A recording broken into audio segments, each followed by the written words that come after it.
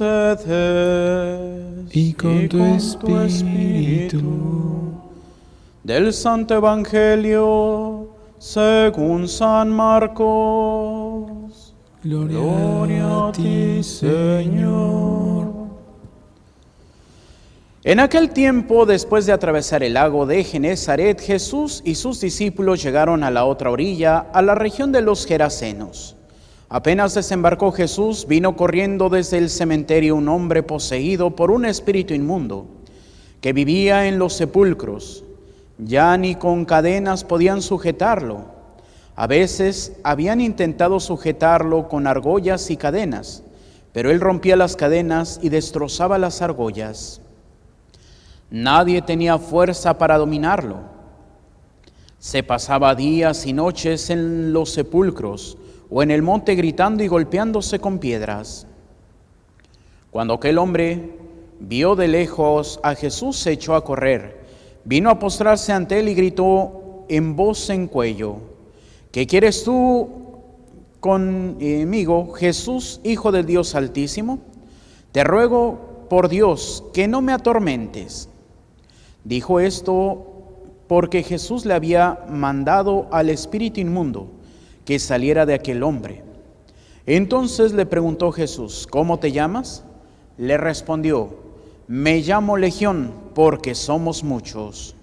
Y le rogaba con insistencia que no los expulsara de aquella comarca. Había allí una gran piara de cerdos que andaba comiendo en la falda del monte. Los espíritus le rogaban a Jesús: déjanos salir de aquí para meternos en esos cerdos. Y él se lo permitió. Los espíritus inmundos salieron del hombre y se metieron en los cerdos, y todos los cerdos, unos 2000, se precipitaron por el acantilado hacia el lago y se ahogaron. Los que cuidaban a los cerdos salieron huyendo y contaron lo sucedido en el pueblo y en el campo. La gente fue a ver lo que había pasado, se acercaron a Jesús y viendo al antes endemoniado, ahora en su sano juicio, sentado y vestido, entonces tuvieron miedo, y los que habían visto todo les contaron lo que había ocurrido al endemoniado y lo de los cerdos. Entonces ellos comenzaron a rogarle a Jesús que se marchara de su comarca. Mientras Jesús embarcaba, el endemoniado le suplicaba que lo admitiera en su compañía, pero él no se lo permitió y le dijo: vete a tu casa a vivir con tu familia y cuéntales lo misericordioso que ha sido el Señor contigo. Y aquel hombre se alejó de allí y se puso a proclamar por la región de Decápolis lo que Jesús había hecho por él, y todos los que lo oían se admiraban. Palabra del Señor. Gloria a ti, Señor Jesús. Por la lectura del Santo Evangelio sean perdonados nuestros pecados. Amén. Nos sentamos brevemente. Queridos hermanos, el día de hoy nos encontramos con este pasaje del Evangelio que podemos descubrir varios puntos, pero también la primera lectura es muy interesante. Y podemos empezar con la primera lectura. La primera lectura hoy nos habla de cómo la acción de Dios en la vida de estos hombres y mujeres, porque también nos dice el libro o la carta a los hebreos, como también mujeres, y nos cita a algunos de los principales jueces de Israel, antes de que surgieran los reyes, primero Saúl, después David, Salomón y así sus descendientes.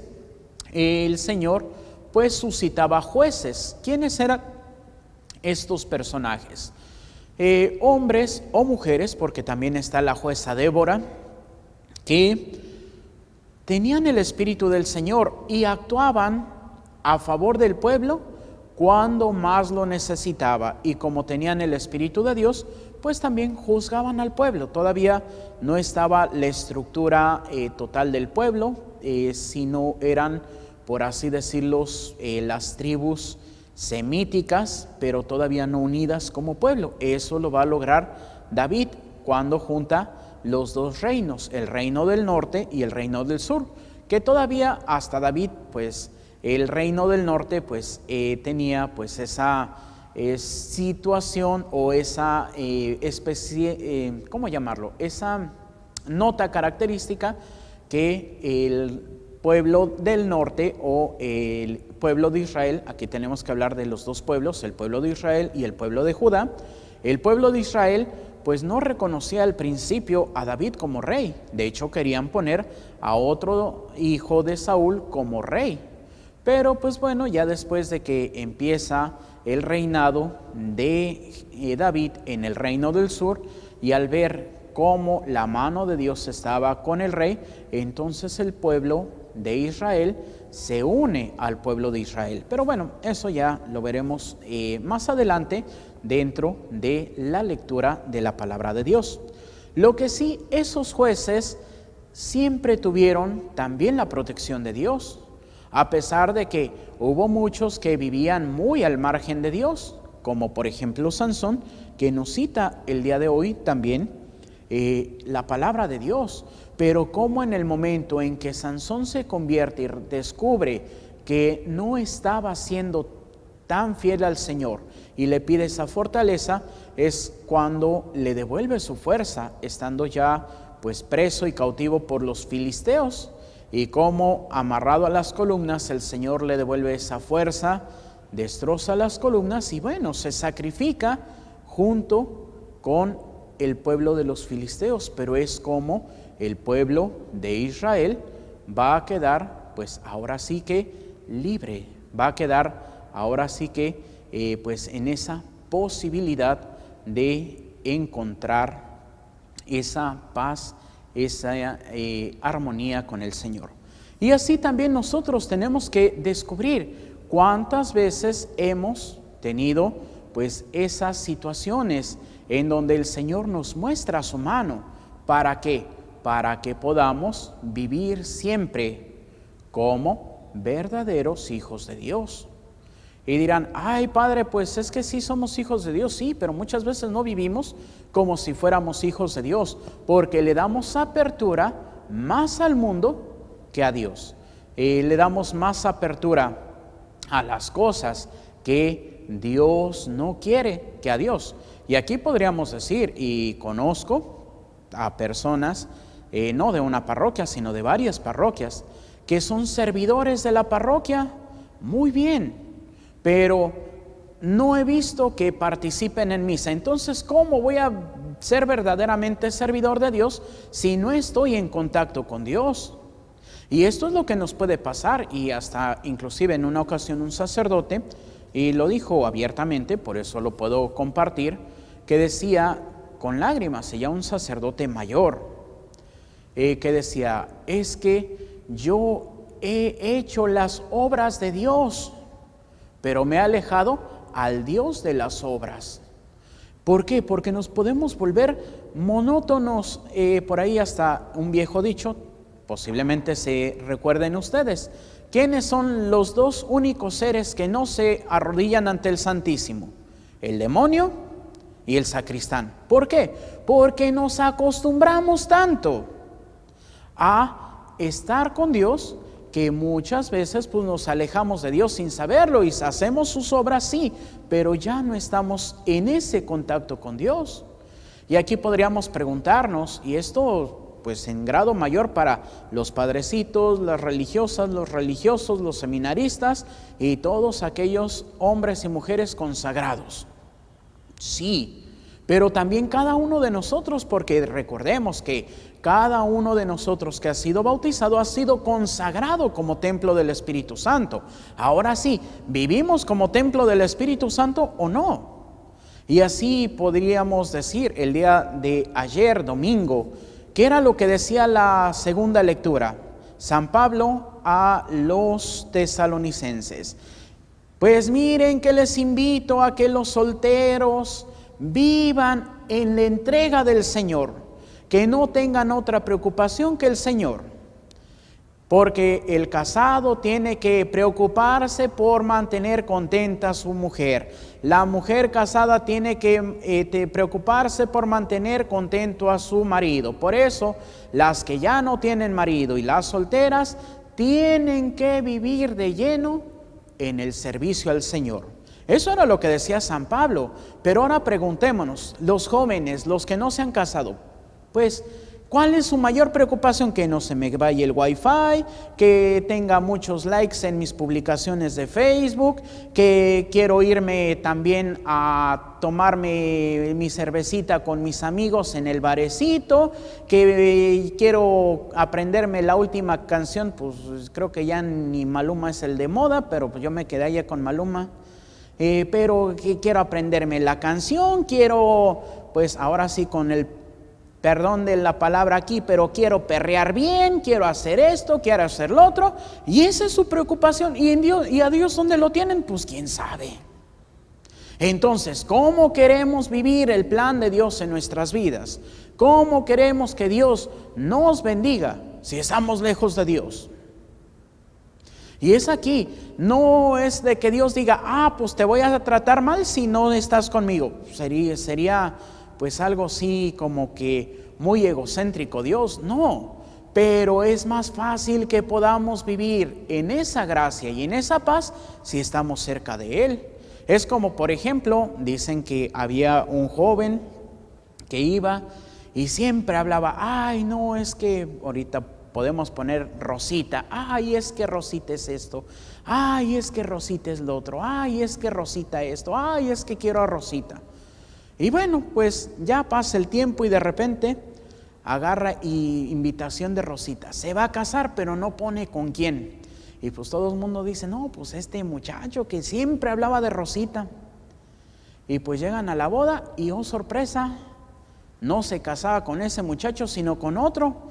Y agarran y le dicen, no, ¿y por qué si tú hablabas tanto de Rosita, por qué no te casaste con ella? Pues es que mientras yo hablaba de Rosita, pues el esposo hablaba con Rosita. Entonces, pues eso nos puede pasar. Hablamos de Dios, decimos y hasta mandamos el no me niegues y dame un amén, atentamente la Virgencita de Guadalupe. Y lo mandamos eso, pero no vivimos lo que nos piden. Entonces, como dice San Pablo, somos solamente platillos sonoros, somos címbalos que resuenan, somos como campanas, pero pues no hay mensaje, ruido nada más, pero no hay mensaje. Y así con la voz más aguardientosa o la voz más quedita, pero si decimos, hola, que Dios te bendiga, ya hay un mensaje. Puede no ser tan estruendoso, puede que no haga tanto ruido, pero lleva mensaje. Y entonces, ¿qué es lo que tenemos que hacer? Aprender a dar testimonio, que es precisamente lo que encontramos en el Evangelio con este hombre que va y le dice, Señor, mira, llévame contigo. ¿Y por qué le decía así? Pues un hombre que, pues, endemoniado, despreciado por la gente prefiere 2,000 cerditos a la vida de este hombre. Entonces, pues él se siente como no querido. Pero ¿qué es lo que le dice el Señor? Ve a tu casa, habla de la misericordia que el Señor ha tenido contigo. ¿Y qué es lo que pasa? Bueno, eso lo vamos a ver más adelante y no tan después. Nuevamente Jesús llega a la región de Genezaret y ahora ¿qué pasa? Ay, Señor, mira, no te vayas, quédate con nosotros. Y hasta el Evangelio dice, y se quedó el Señor otro día con ellos. ¿Y quién fue el que les dio esa paz? Porque primero, no, mira, no nos conviene, ya nos costaste 2,000 puerquitos, mira, agarra tu barquita y regrésate por donde viniste. Y después, Señor, quédate con nosotros. ¿Quién fue el que despertó esa chispa? Este hombre. Y así con ese mensaje posiblemente despreciado por todos, pero el mensaje del Señor es lo que cambia. Y es ese testimonio que también nosotros tenemos que dar. A veces hablamos y decimos, no, es que la iglesia está mal, y por ahí hasta nuestros hermanos cristianos no católicos, sino que otro católico, no, es que la iglesia ya es la gran prostituta, es la gran ramera del Apocalipsis. Y así como que uno diciendo, ay hermanos, ¿y que no han leído Mateo 16 después de que le entrega Jesús a Pedro las llaves de la iglesia? Y dice, y los poderes del infierno no prevalecerán sobre ella. ¿Qué es lo que quiere decir? Que Satanás va a atacar, y muchas veces desde dentro, la misma iglesia. Pero ni Satanás ni ninguno que esté en contra de la iglesia va a poder acabar con ella. ¿Por qué? Porque es la iglesia de Dios. Y a veces decimos, no, es que yo me voy a salir porque esto ya no es la verdadera iglesia. Y conozco a alguien que se salió y se fue a otra iglesia y, no hermanos, es que esta es la verdadera iglesia de Dios, porque la iglesia católica no, esa es hija de Satanás. Válgame Dios. Tenemos la tradición, la sucesión apostólica desde Pedro hasta nuestros días. Entonces, ¿cómo va a ser que es hija de Satanás la iglesia católica? Pero ¿qué es lo que nosotros no queremos hacer? Orar por la santificación de la misma iglesia. Estamos como el pueblo de Genesaret. No, Señor, mira, llévate a la iglesia católica, quiero hacer mi nueva iglesita donde tú seas todo. ¿Y qué es lo que el Señor dice? Tú eres Pedro y sobre esta piedra edificaré mi iglesia. Así que por más fundador de iglesia que te quieras sentir, no va a ser la iglesia de Cristo. Porque Cristo tiene su iglesia. Ay, Padre, ¿y las iglesias ortodoxas? Bueno, ahí es una cuestión de separación más cultural que otra cosa. Pero también ellos son la verdadera iglesia de Cristo.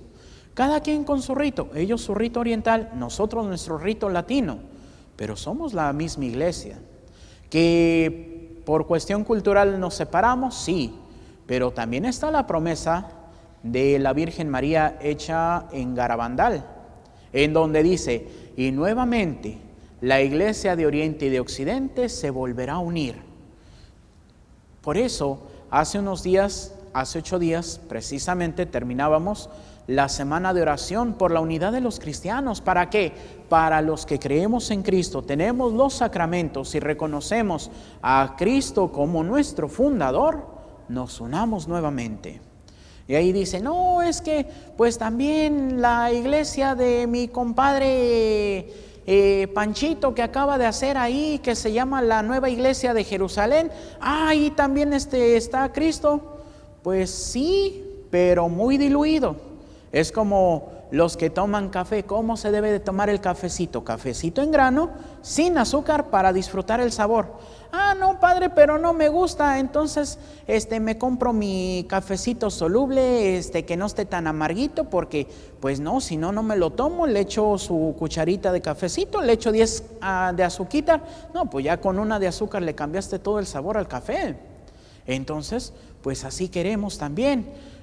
O si no, queremos vivir una vida católica, pero light. Ay, Señor, mira, yo quiero seguirte, pero ay, mira, no quiero hacer sacrificios. Ay, Señor, mira, eso de estar yendo a misa, no, yo cuando me nazca de corazón. Ay, Señor, ¿para qué rezar todos los días si tú me quieres? Entonces, pues, ¿qué estamos haciendo? Pues, un chiste de iglesia. Entonces, no, tenemos que aprender a vivir. Por eso el Señor da esa prueba con este hombre. Ese hombre que todo mundo veía, pues si lo vieron vestido, pues ¿cómo estaría? Siempre estaba desnudo, con todo respeto, un animal salvaje. Y de repente, ay, está sentado, está en su sano juicio y hasta está platicando. Fue algo sorprendente. Pero la cerrazón del pueblo de Genesaret no le permite a Jesús quedarse en ese día. Pero la predicación y el testimonio de ese hombre lo van a hacer. Y aquí escuchaba a un sacerdote un día que decía, no, pues es que yo quiero hacer un proyecto, pero de evangelización a través de las redes, pero pues es que, no sé, tengo mi Facebook personal, pero ese no lo quiero para la evangelización, quiero otro. Y yo decía, pues puedes usarlo, o sea, tu ser tiene que ser siempre cristiano. A veces anteponemos, no, es que yo soy carpintero y después soy católico, es que yo soy político y después soy católico, es que yo soy abogado y después católico. No es cierto. Primero eres católico y después eres lo que quieras. Inclusive para los padrecitos, no eres padrecito y luego eres católico. No, primero tienes que ser católico para ser padrecito. Entonces, es lo que nos falta. Separamos a Dios y lo ponemos solamente el domingo, es cuando soy católico. Los demás días soy como cualquiera. O inclusive, no me ha tocado a mí escucharlo, pero pues desde el seminario que te dicen que hay padrecitos que dicen, no, es que yo soy sacerdote solamente de las puertas del templo hacia adentro. De las puertas del templo hacia afuera, soy como cualquier otra persona. Pues no. Sí, somos personas común y corrientes, que tenemos también nuestros días malos y hay veces que si se acercan les vamos a decir, ay no, vete porque no te quiero ver. Sí, discúlpenos, también tenemos nuestros 5 minutos. O hay días que vamos a estar bien contentos, hay días que vamos a estar tristes porque, ay, es que me acordé de que mi mamá se murió, ay, cómo sufro. Sí, somos humanos. La ordenación sacerdotal no nos quita lo humanos. Y también como humanos a veces pecamos. Así que cuando llegan a veces de que, padre, es que creo que ya ni Dios me puede perdonar. Ay, mi hijo, si me perdona a mí, que tendría que ser el que menos tendría que pecar, pues no te va a perdonar a ti. Ay. O a veces dicen, ay, padre, es que tengo un pecado que creo que yo soy el único que ha cometido. A ver, dímelo. No te apures, no eres el único que lo ha cometido, ya me lo han confesado. Pero es que a veces nos sentimos así. O a veces también justificamos, no, pues es que el padrecito puede ser más pecador que yo. Claro, podemos ser más pecadores que ustedes. Pero a nosotros nos dio el poder Dios de perdonar pecados. Y pueden decir, ay padre, pero es que el padrecito estaba en pecado y celebró la misa. Ay, es que yo creo que Diosito nos hizo presente. Pues el mismo Señor dice que cuando el sacerdote celebra en pecado, y sobre todo pecado mortal, pues el Señor, por su obediencia a sí mismo, se hace presente y dice, pero sufro más por el sacerdote que es pecador y celebra, pero como respeto lo que yo mismo indiqué, me hago presente. Así que, pues, podemos decir, ahorita que me acuerdo de San Francisco de Asís, que le preguntaban de un padrecito que vivía una mala vida y todo el mundo sabía que vivía una mala vida. Y le agarran y le preguntan a San Francisco, oiga, Padre Francisco, ¿y si usted va a misa y la celebra tal padrecito que es bien pecador, usted comulgaría con él? Y dice, claro, porque cuando me arrodillo a recibir la comunión, no lo hago ante el Padre, porque en el momento de la misa no es la persona, es Cristo en la persona que me da la comunión. Fuera de la misa podré, si puedo, amonestarlo para que viva una vida santa, pero en la celebración me arrodillo ante el sacerdote, porque es Cristo mismo. Y así, si descubriéramos eso, las cosas cambiarían. Pero más bien tendríamos que descubrir qué es lo que tenemos, tener esta fe de estos hombres y mujeres que antes de que Jesús viniera vivían fieles al Señor. Y que muchas veces, como nosotros, pueden tener miedo, pueden tener dudas. Tenemos a un Gedeón, ay Señor, mira, si es que tú me hablas realmente, pues mira, voy a poner un pañuelito y quiero que todo se llene de rocío menos el pañuelito. Y pone el pañuelito y al día siguiente todo está, pues ahora sí que húmedo por la brisa o por el rocío y el pañuelito completamente seco. Y dice, ay no, Señor, eso pudo ser algún efecto raro. Ahora quiero, para estar ya bien consciente de que sí tú eres, quiero que todo el rocío caiga en el pañuelo y todo lo demás esté seco. ¿Y qué creen que pasó? Al otro día el pañuelito estaba mojado y todo lo demás estaba seco. Entonces, a veces que le ponemos pruebas al Señor, que no debería de ser, porque tendríamos que confiar totalmente en Él. Pero, pues el Señor muchas veces nos da esas pruebas para que descubramos que es Él, que no tenemos que tener miedo, que tenemos que vivir siempre en esa paz y en esa armonía. Que así sea, para gloria de Dios Padre, Hijo y Espíritu Santo. Amén. Y los invito a que nos pongamos de pie para hacer nuestra oración de Padre Carlos de Foucault. Padre, me pongo en tus manos, haz de mí lo que quieras. Sea lo que sea, te doy las gracias. Estoy dispuesto a todo, lo acepto todo, con tal de que tu voluntad se cumpla en mí y en todas tus criaturas. No deseo más, Padre, te confío mi alma, te la doy con todo el amor de que soy capaz, porque te amo.